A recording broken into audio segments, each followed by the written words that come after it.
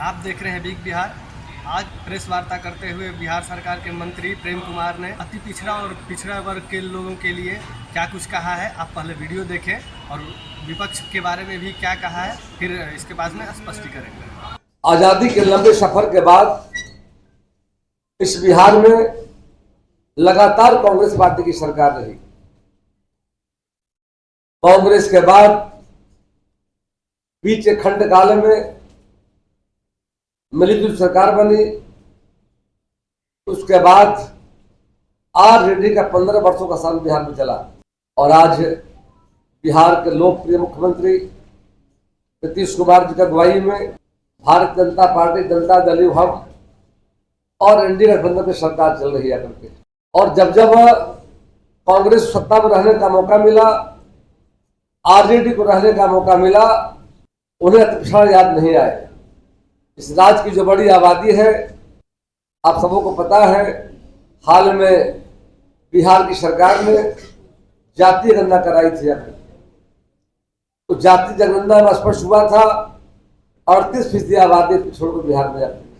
तो वैसे भारतीय जनता पार्टी का मानना है सबका साथ, सबका विकास, सबका विश्वास, सबके रास्ते पर हमारे देश के लोकप्रिय माननीय प्रधानमंत्री सबकी चिंता करते हैं, उस रास्ते पर काम करते जाकर।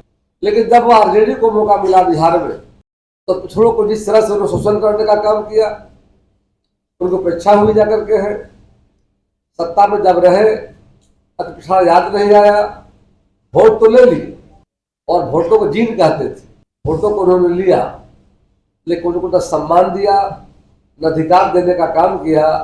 इसीलिए बिहार के पिछड़ों ने उन्हें 2005 में सत्ता से बाहर करने का काम किया। एक तरफ आरजेडी कर्पूरी पिछड़ा अधिकार के नाम पर संवाद कार्यक्रम करती है, वही समय तेली जाति कानून, दानी और चौरसिया जाति के लिए नो एंट्री कर दी जाती है। तेली समाज से आरजेडी के बड़े नेता और बिहार तैलिक साहू समाज के अध्यक्ष माननीय विधायक रणवीर साहू और कानू समाज के नेता को, जो राजद व्यवसायी प्रकोष्ठ के अध्यक्ष हैं गोपाल गुप्ता को, इस संवाद कार्यक्रम से बाहर कर दिया जाता है। यही इनका अति पिछड़ा अधिकार मॉडल। तेली कानू के साथ दांगी और चौरसिया जातियों को इस तरह नजरअंदाज करना इनकी विभाजनकारी मानसिकता को दर्शाता है, जो महागठबंधन का इतिहास भी रहा है। तेजस्वी यादव जिस जननायक कर्पूरी ठाकुर के नाम पर रैली कर अति पिछड़ा का वोट बटोरने की कोशिश कर रहे हैं, उनके पिता श्री लालू प्रसाद जननायक कर्पूरी ठाकुर जी को उनके जीवन काल में हमेशा अपमानित करने का काम किया है। अति पिछड़ों से लालू जी को इतनी घृणा थी, वो कर्पूरी बाबू को कपटी ठाकुर कहते थे। आरजेडी ने बिहार में 15 साल राज किया, लेकिन कर्पूरी बाबू के नाम पर एक भी ठोस काम नहीं किया, सिर्फ नारे और ढोंग करते रहे। वही एनडीए सरकार ने जननायक कर्पूरी ठाकुर जी को देश के माननीय प्रधानमंत्री नरेंद्र भाई मोदी की पहल पर भारत रत्न से सम्मानित कर देश के पिछड़ों को सम्मानित करने का काम किया गया।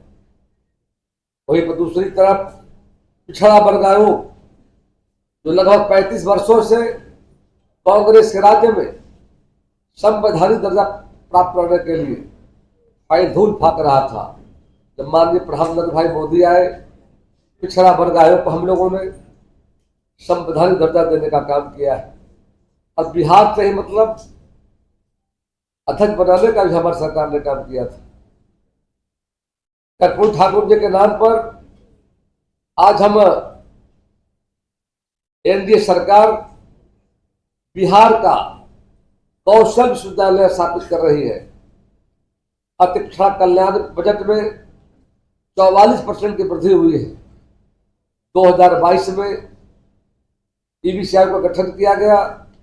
सभी जिलों में कर्पूरी ठाकुर छात्रावास की स्थापना कर अति पिछड़ा वर्ग छात्र छात्राओं के लिए शिक्षा एवं छात्रवृत्ति सुविधाएं उपलब्ध कराई गई है। एक और जहां पिछले 20 वर्षों से बिहार की वर्तमान सरकार एवं पिछले 11 वर्षों से माननीय मोदी जी की सरकार के दृढ़ संकल्प के साथ पिछड़ा, अति पिछड़ा समाज को सशक्त कर रही है। वही महागठबंधन के चुनावी बेढ़क चुनाव आते ही पिछड़ा, अति पिछड़ा समाज के कल्याण का राग अलापने लगते हैं। तो लालू प्रसाद जी को चुनाव लड़ने से वंचित करने वाले आराधक राहुल गांधी के आगे आज आरजेडी और तेजस्वी यादव ने क्यों सरेंडर कर दिया है, जानना चाहते हैं। बेटे तेजस्वी यादव को मुख्यमंत्री बनाने के एकमात्र उद्देश्य राजनीति कर रहे श्री लालू प्रसाद ने पिछड़ा, अति पिछड़ा विरोधी कांग्रेस के साथ हाथ मिलाकर बिहार के पिछड़ों, अति पिछड़ों के साथ गद्दारी करने का काम किया। यह तथ्य है कि आरजेडी जब भी सत्ता में आएगी, गैर यादव लालू परिवार पिछड़ा समाज सहित दलित, वंचित, शोषित और मुसलमान बिहार का मुख्यमंत्री नहीं बनेगा। ऐसे में गैर यादव ओबीसी और 14% मुसलमान तथा लगभग 12% समाजों के मुख्यमंत्री बनने की आरजेडी सपना पूरा होने वाला है नहीं। अगर बिहार की जनता ने देखा है और जब 74वां संविधान संशोधन जब भारत सरकार ने किया था, सभी राज्यों को भारत सरकार ने कहा कि आप पंचायती राज व्यवस्था में, निकाय के चुनाव में आप निश्चित तौर पर एक नया मॉडल कानून बनाए। बिहार विधानसभा में वो मॉडल बनाने के लिए जब प्रस्ताव पेश किया गया था, हमने उसको पढ़ा, देखा, हमने उन विधेयक को देखा और हमने कहा उसी समय लालू जी को, इस विधेयक में कि जनता पार्टी की सरकार जब बिहार में बनी थी, सरकार में जनसंघ जनता पार्टी विलय हो गई थी। जब नया कर्पूर ठाकुर मुख्यमंत्री थे, पंडित कैलाशपति मिश्रा वित्त मंत्री थे और हम लोगों ने उस मॉडल में यही कहा, जिस तरह बिहार की सरकारी नौकरियों में आरक्षण का प्रावधान किया गया है, एक पंचायती और मामला उनका रहा है। 2005 में बिहार में गैर कांग्रेस, गैर आरजेडी सरकार जब बनी, सरकार में जब हम आए जाकर के हमने चुनाव याचिका को सुप्रीम कोर्ट से वापस लिया और भारतीय जनता पार्टी जदयू की सरकार, नीतीश कुमार, सुशील कुमार मोदी सब हमारे नेता थे और बिहार विधानसभा में हम लोगों ने बिल लाकर और पहला बिहार राज्य है जब 20% आरक्षण हमने अति पिछड़ों को देने का काम किया। वही जब उदाहरण के लिए जब 90 के दशक में लालू प्रसाद भ्रष्टाचार में आकर डूबे हुए थे, उनके खिलाफ सीबीआई जांच कर रही थी और उन्हें जेल जाना था, उस हालात में उन्हें मुख्यमंत्री पद का छोड़ना था। उन्होंने पार्टी के अन्य नेताओं पर न ध्यान देकर राबड़ी देवी को मुख्यमंत्री बना दिया। वही जब नीतीश कुमार ने पद छोड़ा तो मुसहर मांझी समाज से महादलित परिवार के जीतन मांझी को मुख्यमंत्री बनने का अवसर मिला। यह आरजेडी का संभव भी नहीं था। एक तरह से आरजेडी के रहते 84% समाजों के लिए मुख्यमंत्री तक पहुंचना संभव है। राजन ने अपने 15 साल के शासन में बिहार के स्थानीय पंचायत चुनाव नहीं होने के कारण पिछड़ा, अति पिछड़ा, दलित, आदिवासी समाज के लोगों को आरक्षण के लाभ से वंचित रखा जाए। सरकारी नौकरियों में ओबीसी का जो प्रतिनिधित्व है तो 34.5% पहुंचा है, तो कांग्रेस में था मतलब 27 तक ही नहीं पहुंच पाई थी। अगर आज मुद्रा योजना, पीएम विकास योजना, जनधन योजना, विश्वकर्मा योजना, जो 18 समुदाय के लोगों को हर जगह पिछड़ा, अति पिछड़ा लाभार्थियों को बड़ी संख्या में लाभ मिल रहा है। जातीय जनगणना को लेकर माननीय मोदी जी सरकार का निर्णय ऐतिहासिक नीतिगत है, समाज को बांटने का।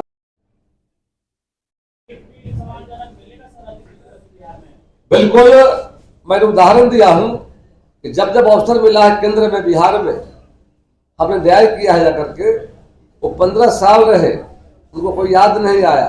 हम सरकार में जब आए हैं, हमारी प्राथमिकता रही है समाज वैसे लोग।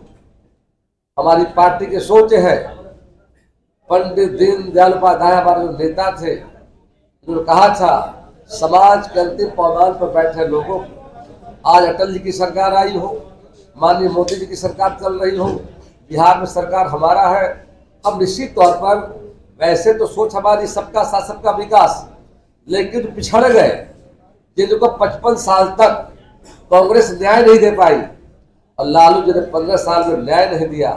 उसके लिए भारतीय जनता पार्टी एनडीए गठबंधन उनके साथ खड़ी है।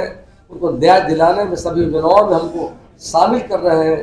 वो राजनीतिक योजना हमारी हो, राजनीतिक देखा पंचायती राज्य में देश में कहीं ऐसा नहीं हुआ। बिहार पहला राज्य है, हमने उनको सम्मान देने का काम किया है और आगे भी हमारी सरकार की सोच है, हम सबका सम्मान करते हैं कि जो विकास के दौर में पिछड़ गए उनके लिए सरकार विशेष तौर पर काम कर रही है। जैसा कि आप अभी देख रहे थे कि प्रेम कुमार ने बताया कि जब इलेक्शन का समय आ गया तब वो आकर के इस तरह के माहौल उत्पन्न कर रहे हैं ताकि उन लोगों को भ्रमित किया जा सके। लेकिन वो उन्होंने ये भी बताया कि कैसे एनडीए और कैसे बीजेपी जो है अति पिछड़ा वर्ग के लिए भी बहुत शुरू से ही कार्य करती रही है। यहाँ की अटल बिहारी वाजपेयी जी का नाम लेते हुए और पंडित दीनदयाल जी उपाध्याय जी का नाम लेते हुए उन्होंने बताया कि अति पिछड़ा के लिए वो शुरू से ही कार्य करते रहते हैं। धन्यवाद।